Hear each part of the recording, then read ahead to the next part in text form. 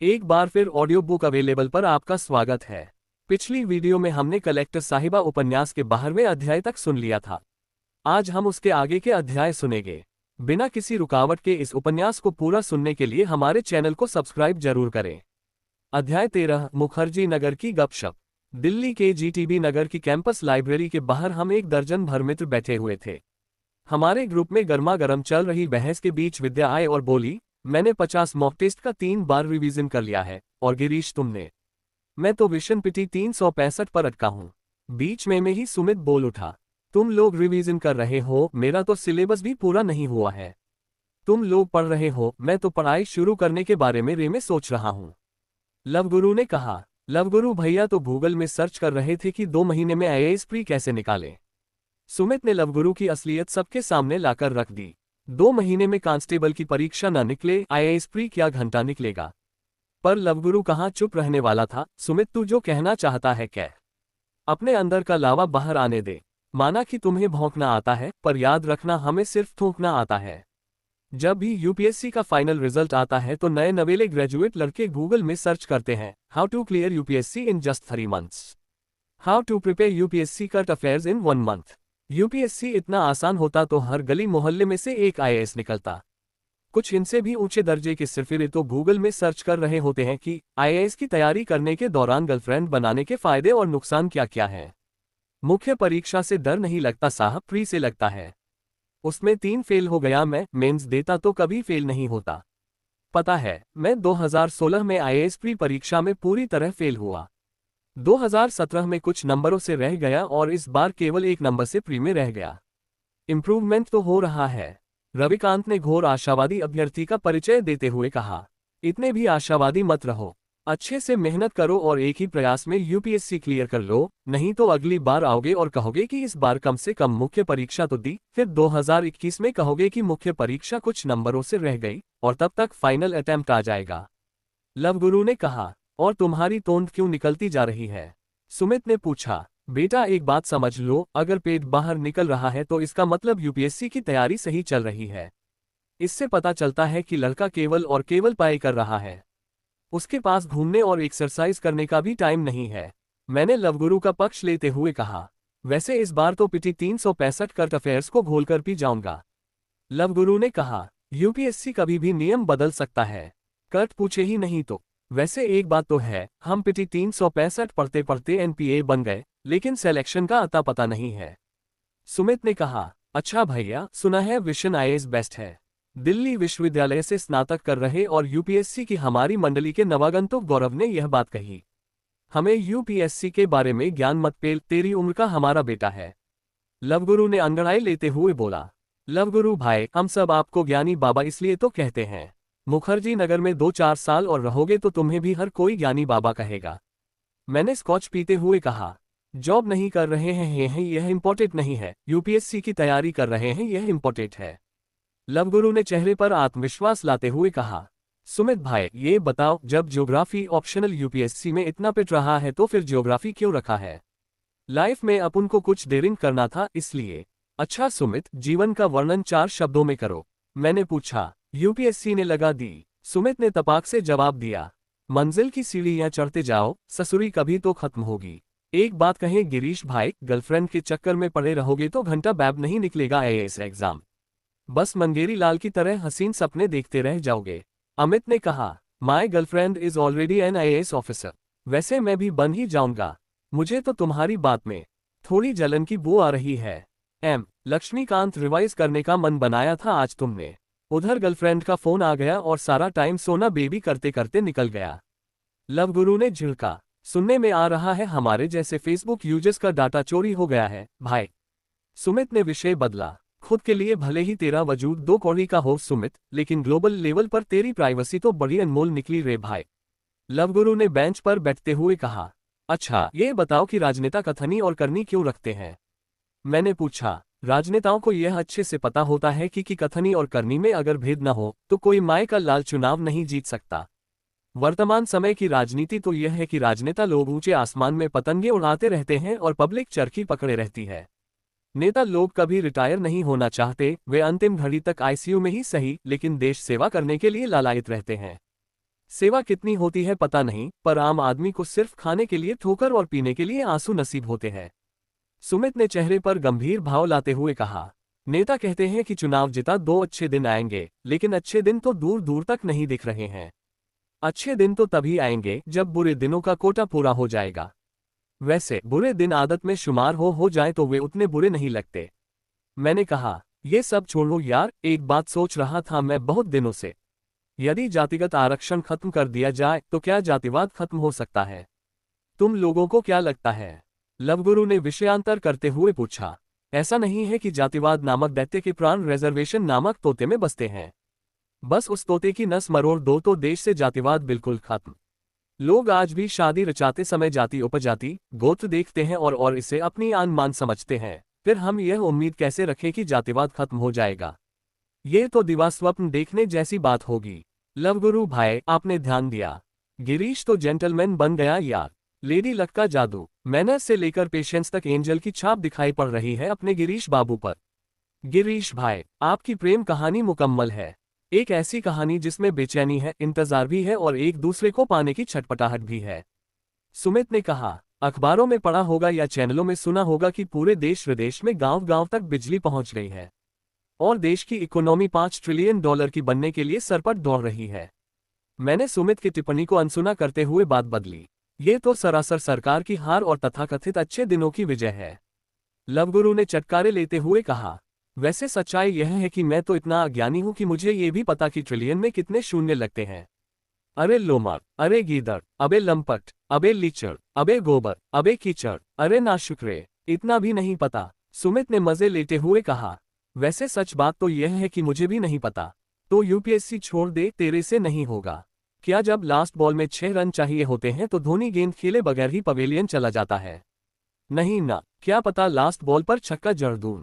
सुमित ने कहा, भारत देश लहर प्रधान देश है। सुनने में आ रहा है कोरोना की चौथी लहर जून महीने तक दस्तक दे सकती है। वैसे तो भारत में कभी विकास की लहर तो कभी योगी लहर तो कभी मोदी लहर आती ही रहती है। ये कोरोना की लहर हमारा क्या उखाड़ लेगी? साल 2020 और 2021 बड़े मनहूस साल रहे हैं। साल 2020 और 21 मेरी जिंदगी में मेडन ओवर की तरह गए। कुछ भी हाथ मैंने अपनी व्यथा लवगुरु को सुनाई नहीं आया। कुछ हाथ नहीं आया तो कोई बात नहीं, यह अपने आप में कोई छोटी उपलब्धि नहीं है कि इतनी भयंकर महामारी में अभी जीवन के मैदान में टिके हुए हो। जिस तरह क्रिकेट के गेम में जल्दी जल्दी रन बनाने से ज्यादा इंपॉर्टेंट होता है मैदान में लास्ट तक डटे रहना। लवगुरु ने दार्शनिक ज्ञान को अपने भेजे से निकालते हुए कहा, आजकल एक नया ट्रेंड देखने को मिल रहा है कि किसी ग्रेजुएट लड़के को कोई लड़की रिजेक्ट कर दे या ब्रेकअप कर ले तो लड़के शादी में जरूर आना फिल्म से इंस्पायर होकर यूपीएससी की तैयारी शुरू कर देते हैं। मुझे तो कभी कभी ऐसा लगता है कि यूपीएससी में 50% कंपटीशन टूटे दिल के मजनुओं का है, जहां या तो इंसाफ है या इंतकाम। एक बात ध्यान रखो, दिल टूटने मात्र से यूपीएससी नहीं निकल जाता, नहीं तो गली का हर आशिक आईएएस ऑफिसर बन जाए। कमर तोड़ मेहनत करनी होती है। अगर तुम यूपीएससी एस्पिरेंट हो, तुम्हें किसी लड़की से प्यार हो जाए और वह तुम्हें लात मार दे तो उसे जाने दो, पर उससे प्यार करना मत छोड़ो। देख लेना, एग्जाम क्लियर होने पर वह सबसे पहले बधाई देने आएगी। सिविल सेवा की चाह गलत नहीं है और न ही प्रयास करना गलत है, परंतु कुछ एस्पिरेंट्स मात्र गंगाजल मूवी देखकर खुद में रोमांच पैदा करके मुखर्जी नगर, ओल्ड राजेंद्र नगर या करोल बाग पहुंच जाते हैं, ये गलत है। कुछ एस्पिरेंट्स शादी में जरूर आना टाइप के भी होते हैं, जब मात्र इसीलिए सिविल सेवा चुन लेते हैं कि उनका प्यार ठुकराया गया है। अगर ऐसा है तो भाई तुझे सिविल सेवा की नहीं, वशीकरण वाले बाबा की जरूरत है। सिविल सेवा मात्र एहसासों का बहाव नहीं है, बल्कि बहुत सोच समझकर जीवन को एक नवीन यात्रा पर ले जाने का वह निर्णय है जिसमें आपके पास प्रत्येक परिस्थिति को स्वीकार करने का साहस होना चाहिए। निश्चित रूप से सफलता कई बातों का मिश्रण होती है, परंतु मुखर्जी नगर में रहकर अपने जो सीखा है वह भी किसी सफलता से कम तो नहीं है। आप जिस महान लक्ष्य की ओर अग्रसर हैं, उसमें चयन न होने के बाद भी आप लाखों लोगों से बेहतर बन जाते हैं। एक बात समझ लीजिए, यूपीएससी चयन का निर्णय आपका था तो उसकी सफलता या असफलता की जिम्मेदारी भी आपको लेनी होगी। गर्व महसूस कीजिए कि आप भारत के सबसे उच्च एवं प्रतिष्ठित इम्तिहान में शामिल हैं। बड़ा लक्ष्य बड़ी कुर्बानी मांगता है, तो सजग हो जाए अपने जीवन का सबसे बड़ा त्याग करने के लिए। सिविल सेवा तो सिकंदर की उस विजय यात्रा जैसी है जिसमें अंत में किसके हिस्से में क्या आएगा यह मात्र नियति जानती है। अर्जुन की भांति संपूर्ण मनोयोग से प्रयत्न करना ही वास्तविक विद्यार्थी का एकमात्र कर्तव्य है। एक बार हृदय पर हाथ रखिए और पूछिए कि क्या आपने ये निर्णय भावावेश में तो नहीं लिया है। अगर हाँ, तो शुरू में ही संभल जाइए। अगर बीच रास्ते में आ ही गए हैं तो इसे अपने जीवन का महान उद्देश्य बनाइए। यूपीएससी आपके चयन के लिए ही है, बस बहानों को कुछ समय के लिए टोकरी में डाल दीजिए और बस अपना सर्वस्व अर्पण कर दीजिए। सिविल सेवा एक प्रतिस्पर्धा मात्र ही तो है जिसमें आप व मेरे जैसे प्रत्याशी भाग लेंगे। यह एक चक्रव्यूह जैसा है जहां से निकलना आसान है यदि अपने यूपीएससी की रणनीति समझ ली है तो, अन्यथा आप अभिमन्यु बनने को तैयार रहे। महेश गौर ने जोड़ा। चलो दोस्तों, अब पढ़ने का समय हो गया है, लाइब्रेरी चलकर पढ़ाई करते हैं। लवगुरु ने वॉशरूम की ओर रुख करते हुए कहा। अगर टेबल कुर्सी पर घंटों पढ़ पढ़कर गर्दन और पीठ में दर्द न हुआ हो तो क्या खाक गंभीर यूपीएससी एस्पिरेंट हो तुम। सुमित ने ये मोटिवेशनल पंक्तियां बोलते हुए लाइब्रेरी की ओर प्रस्थान किया। अगर दिलों में स्वप्न का सपना लेकर चल रहे हो तो यूपीएससी एस्पिरेंट हो तुम, मैंने सुमित की ओर देखते हुए कहा। अध्याय 13 समाप्त हुआ। अध्याय 14, आईएएस बनने की चूहा दौड़। कारण है आजकल काफी ज्यादा संख्या में लोग सिविल क्या सर्विस पसंद करने लगे हैं। दरअसल भारत में आईएएस को एक नौकरी नहीं माना जाता बल्कि इसे एक प्रतिष्ठा समझा जाता है। लोग आईएएस से जुड़ी हुई प्रशासनिक शक्तियों तथा सुविधाओं से इतने ज्यादा प्रेरित हैं कि इसे पाने के लिए कुछ भी करने के लिए तैयार हैं। आमतौर पर कहा जाता है कि आईएएस तो जिले का राजा होता है और इसी ताजपोशी के लिए सभी कड़ी मेहनत करते हैं। कहने को तो आईएएस एक प्रशासनिक नौकरी है, पर जिले से संबद्ध सभी राज्य सरकार के डिपार्टमेंट कहीं न कहीं इसी पद से जुड़े हुए होते हैं। निजी क्षेत्र में रोजगार के अवसरों में वृद्धि के बावजूद भारतीय प्रशासनिक सेवा आईएएस और भारतीय पुलिस सेवा आईपीएस का आभामंडल न केवल बरकरार है बल्कि हाल के वर्षों में बढ़ता ही जा रहा है। हर साल संघ लोक सेवा आयोग यूपीएससी सिविल सर्विसेज परीक्षा सीएससी के लिए लगभग 10 लाख आवेदन प्राप्त करता है, जिसके माध्यम से आईएएस और आईपीएस के लिए 380 अभ्यर्थियों का चयन किया जाता है। अब दिलचस्प सवाल यह है कि भारतीय युवाओं के लिए करियर की सबसे बड़ी पसंद आईएएस और आईपीएस ही क्यों है। इसका एक जवाब है आईएएस आईपीएस अधिकारियों को दी जाने वाली प्री सर्विस और इन सर्विस ट्रेनिंग। आईएएस के लिए उत्तराखंड के मसूरी में Lal Bahadur Shastri national academy of administration LBSNAA में 2 साल का प्रशिक्षण दिया जाता है, जबकि हैदराबाद में सरदार वल्लभभाई पटेल राष्ट्रीय पुलिस अकादमी SVPNPA में आईपीएस अधिकारियों को प्रशिक्षित दिया जाता है। इस ट्रेनिंग के दौरान भावी अधिकारियों को विभिन्न शिक्षाविदों और सामाजिक क्षेत्र से जुड़ी हुई हस्तियों से मिलने का अवसर प्रदान किया जाता है। पढ़ाई के अलावा इस ट्रेनिंग में विश्व स्तरीय सुविधाओं के साथ तैराकी, ट्रैकिंग, घुड़सवारी, राइफल शूटिंग आदि भी सिखाई जाती है। नियमित अंतराल पर आईएएस और आईपीएस अधिकारी भारत और विदेशों में इन सर्विस प्रशिक्षण के लिए भी भेजे जाते हैं। All India services, central services और स्टेट सर्विसेज की तुलना में आईएएस और आईपीएस अधिकारियों के पास सबसे ज्यादा शक्तियां हैं। जिला कलेक्टर पुलिस अधीक्षक के रूप में एक आईएएस आईपीएस अधिकारी जिले का असली मालिक होता है। वास्तव में जिला कलेक्टर के रूप में एक आईएएस अधिकारी जिले के सभी विभागों और सरकारी एजेंसियों के कामकाज की देखरेख करता है। शहर में कोई भी काम करवाने के लिए कलेक्टर आईएएस या एसएसपी आईपीएस से अनुमति प्राप्त करनी होती है। जैसे कि शस्त्र का लाइसेंस लेना हो, शहर में सकस लगाना हो, कोई प्रदर्शनी लगानी हो, जेल की श्रेणी में परिवर्तन इत्यादि करवाना हो तो डीएम आईएएस की अनुमति की आवश्यकता होती है। यहां तक कि बिना चीफ सेक्रेटरी की सलाह के राज्य का कोई मंत्री समाचार पत्र में विज्ञापन तक नहीं दे सकता। शहर में रैली निकालनी हो तो पुलिस आईपीएस की अनुमति चाहिए होती है। इन व्यापक शक्तियों के अलावा आईएएस और आईपीएस अधिकारियों को संविधान से सुरक्षा प्राप्त है। हालांकि वे राज्य सरकार के तहत कार्य करते हैं, परंतु केवल भारत के राष्ट्रपति के पास उन्हें सेवा से बर्खास्त करने की शक्ति है। संविधान प्रदत्त इस सुरक्षा के कारण उन्हें छल तरीके से और राजनीतिक दबावों के आगे बिना झुके काम करने की आज़ादी मिलती है। चाहे वे किसी भी राज्य में सेवा कर रहे हों, देश भर में आईएएस और आईपीएस अधिकारियों के वेतनमान समान होते हैं। देश के प्रतिभाशाली युवाओं को आकर्षित करने के लिए आईएएस और आईपी अधिकारियों के वेतन और भत्ते हमेशा एक उच्च स्तर पर बनाकर रखे जाते हैं। परंतु ये वेतन एवं भत्ते इस सेवा का आकर्षण नहीं है। वेतन और भत्तों के अलावा क्षेत्रीय कार्यालयों या मुख्यालयों में काम कर रहे आईएएस और आईपीएस अधिकारी विशाल घरों जैसे कलेक्टर के बंगले, परिवहन के लिए वाहन, अंगरक्षक आदि के पात्र होते हैं। कल्पना कीजिए, 130 करोड़ से अधिक आबादी वाले देश के लिए करीब 5000 आईएएस अधिकारी और 4000 आईपीएस अधिकारी हैं। नीति बनाने और नीति के क्रियान्वयन में महत्वपूर्ण भूमिका के साथ साथ व्यापक विवेकाधीन शक्तियां प्राप्त होने के कारण भारतीय समाज में आईएएस और आईपीएस अधिकारियों की सामाजिक प्रतिष्ठा बहुत अधिक है। इसके अलावा मंत्रियों और उच्च स्तरीय राजनेताओं, व्यवसायियों और मशहूर हस्तियों से निकटता आईएएस और आईपीएस अधिकारियों के पद को और भी आकर्षक बना देती है। इन पदों पर रहते हुए समाज की सेवा के लिए पर्याप्त अवसर उपलब्ध होते हैं।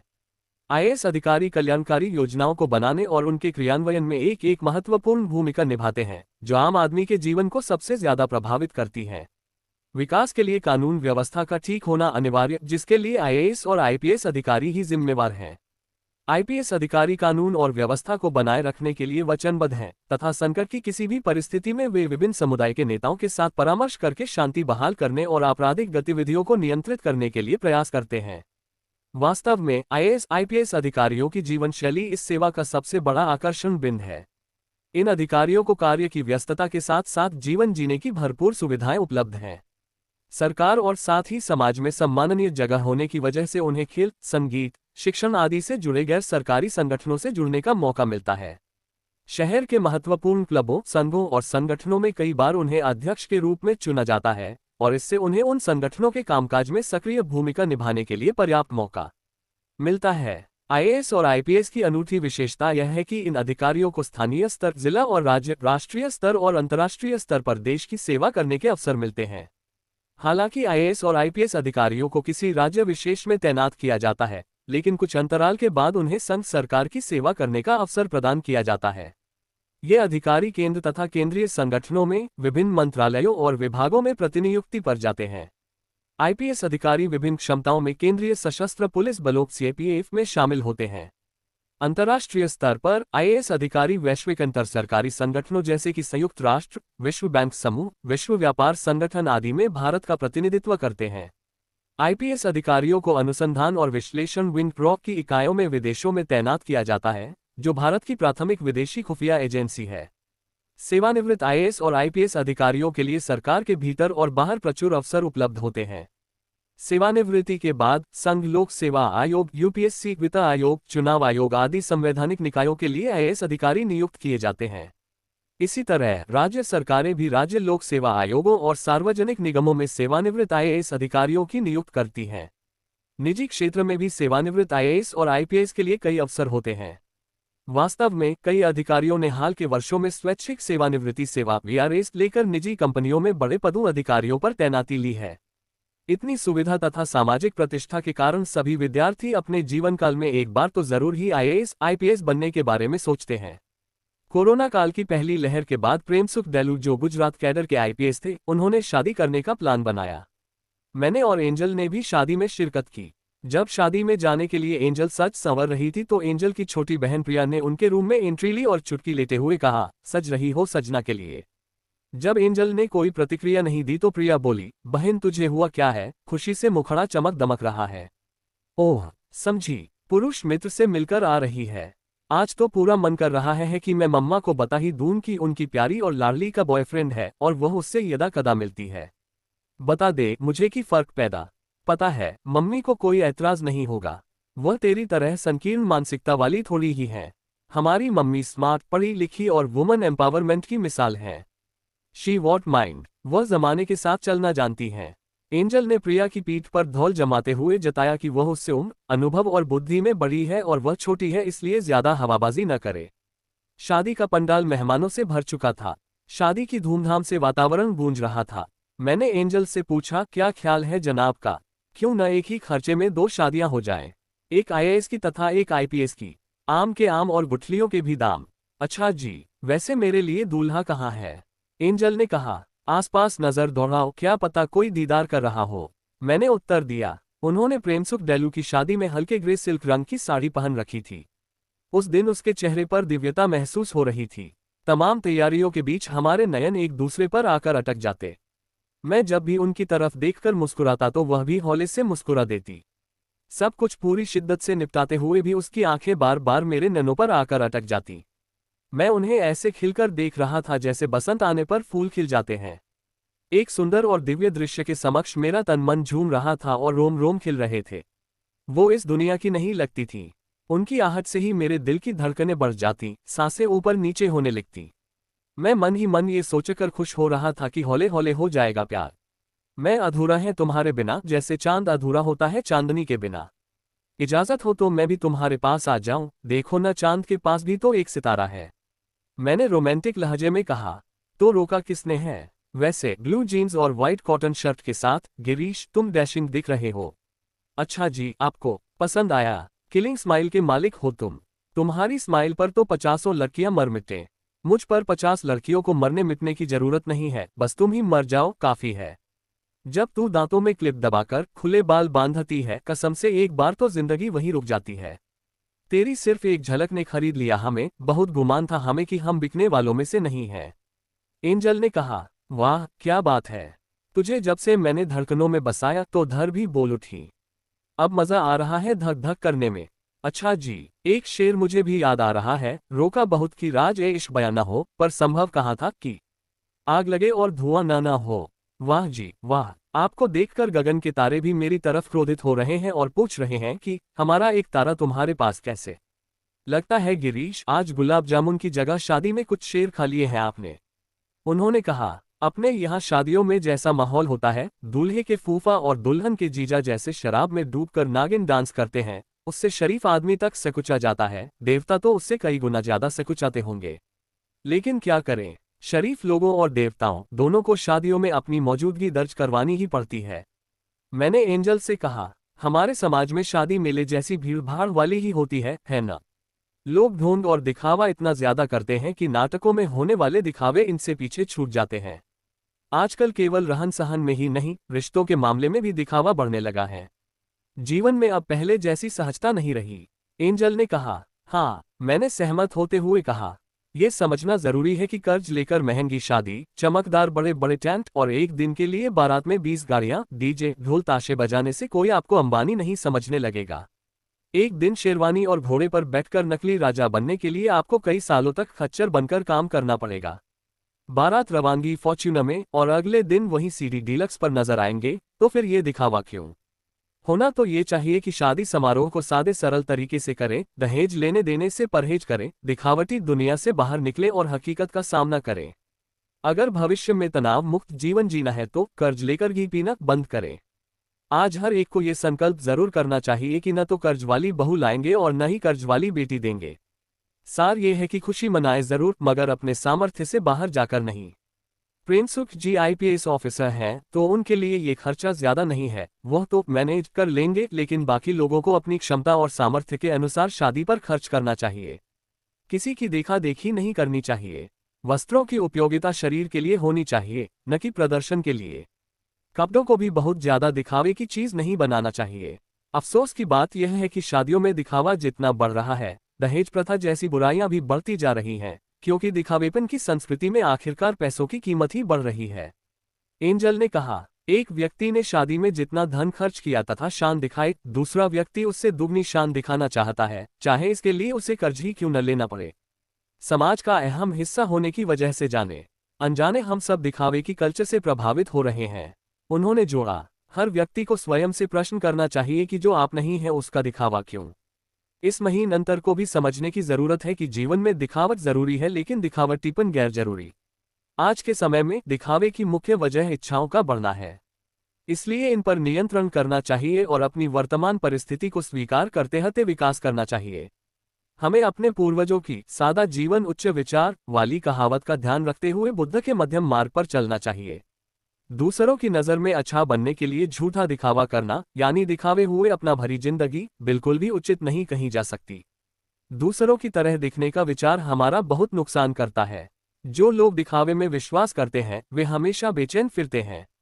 इसलिए बाहरी दिखावे से दूर रहकर सादा जीवन उच्च विचार का जीवन जिएं। मैंने कहा। देखो जी, हमारे नेता शादी में भी लेट आए हैं। एंजल ने कहा। नेता का कद इस बात से मापा जाता है कि वह कितना व्यस्त है। नेता लोग जब भी किसी शादी समारोह, सम्मेलन, सेमिनार में मुख्य अतिथि या अध्यक्ष के रूप में शिरकत करते हैं तो उनका लेट होना नेचुरल है। वे ये सोच करके लेट होते हैं कि वहां आई हुई पब्लिक सोचेगी कि ये हमारा नेता कितना व्यस्त रहता है, कितना इनका काम होता है। सामान्यतः प्रोग्राम में मुख्य अतिथि निर्धारित समय से 1 घंटे बाद पहुंचता है और दूसरा अध्यक्ष उसके आने के बाद इंतजार करवाकर आधे घंटे और देर से। तब तक कार्यक्रम आधा पूरा हो चुका होता है। इन नेताओं को लेटलतीफी की लत नहीं होती, बल्कि ये जानबूझ करके लेट होते हैं। प्रेमसुख जी की शादी धूमधाम तरीके से हुई और एंजल और मैं दोनों अपने अपने घर आ गए। दूसरे दिन जब एंजल की मम्मी ने अपनी संतान को जल्दी उठकर उसकी इच्छा शक्ति बढ़ाने की चेष्टा की, तो तपाक से सुनने को मिला, मम्मा थोड़ी देर और सो लेने दो ना प्लीज। एंजल का तर्क था कि सुबह जल्दी सिर्फ अखबार बांटने वाले या फिर दूध दूहने वाले उठते हैं, या फिर जल्दी वे लोग उठते हैं जो ये सोचते हैं कि सुबह उठकर पढ़ने से ज्यादा चीजें याद रहती हैं। ऐसे में एयर कंडीशनर में पनपने वाली नई पौध को शुद्ध ऑक्सीजन की दरकार नहीं है। एंजल का मानना था कि शरीर जिम में सुधरता है और आत्मिक बल योगा से आराम बड़ी चीज है, जी भरकर सोइए, उनकी मम्मा ने कहा और रसोई में चली गई। एंजल का स्पष्ट और ठोस तर्क होता था कि जल्दी उठना कष्टदायी है, तो सुबह जल्दी उठकर क्यों कष्ट झेला जाए। देर से सोकर उठने से अखबार भले झूठा हो जाए, खबरें बासी नहीं होती। इच्छा शक्ति भोर में जल्दी उठने से कदापि नहीं बढ़ने वाली। इसी तरह अध्याय 14 भी समाप्त हुआ। मिलते हैं कल एक नए अध्याय के साथ। तब तक आप अपने चैनल को सब्सक्राइब और शेयर करते रहें ताकि हमारी ये कहानी और अधिक लोगों तक पहुंच सके और